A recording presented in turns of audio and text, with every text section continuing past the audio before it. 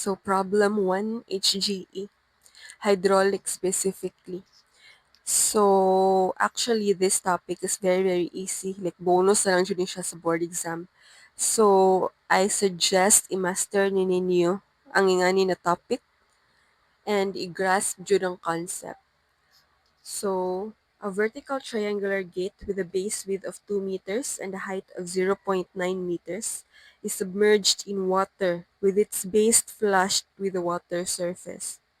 Evaluate the distance from the water surface to the point where the total hydrostatic force acts on one side of the gate. So, gidrawing na nako siya and ang atong gipangita is the distance kuno from the water surface to the point where the total hydrostatic force acts. Asa man nag-act ang total hydrostatic force? Diba sa center of pressure? Asa located ang center of pressure? Below the center of gravity in this case. So, asang center of gravity sa triangle, di ba somewhere here? Center of gravity. Let's say, kuha na siya, HCG. Located ang center of pressure below, which is here. CP. The distance between center of gravity and center of pressure is what we call eccentricity.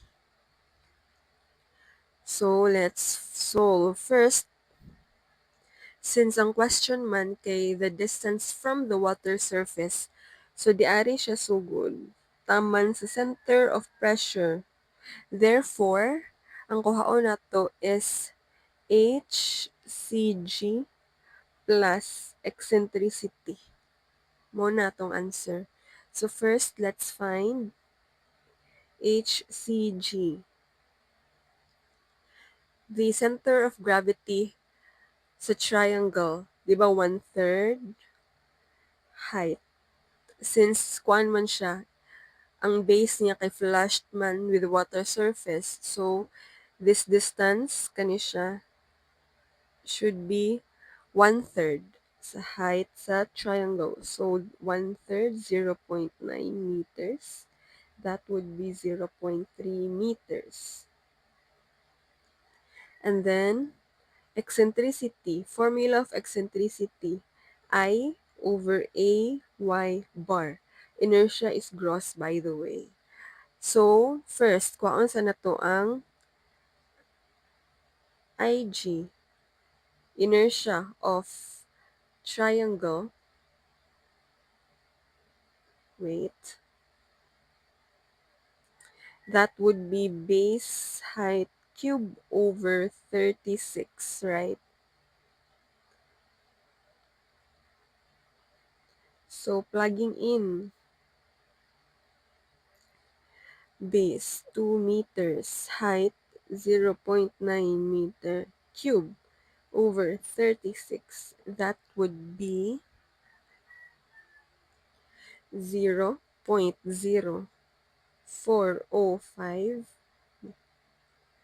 Now, ang kani siya, laylay tagway sa pag-solve. Pero for me, I think mag-work sa kuha if ako ni siyang i-store kaysa sa mao akong i-input-input sa calcu. So, i-store ni siya na ako sa E. Actually, depende na dyan na siya yung asan niyo i-store. But for me, I just like to store it sa E. And then, area. Area sa triangle, 1/2 base times height. 1/2 base, height. Let's say 0.9 meter square. So, I'll store this sa A. Then that's it. So, eccentricity is IG over AY bar. IG is gi-store na nato sa E. Area sa A. Now, what is Y bar? Y bar is the vertical distance between the water surface and the center of gravity. So in this case, since ang ato ang gate is vertical naman siya, di naman siya tilted, wala siya angle. So ang ato ang Y bar is also the same as HCG. So therefore, 0.3 meters rasad ni siya. So plugging in, that would be 0.15 meters. But this isn't the final answer yet since gikan man dapat sa water surface. So, therefore, HCG plus E. HCG is 0.3 meters plus 0.15 meters is equal to 0.45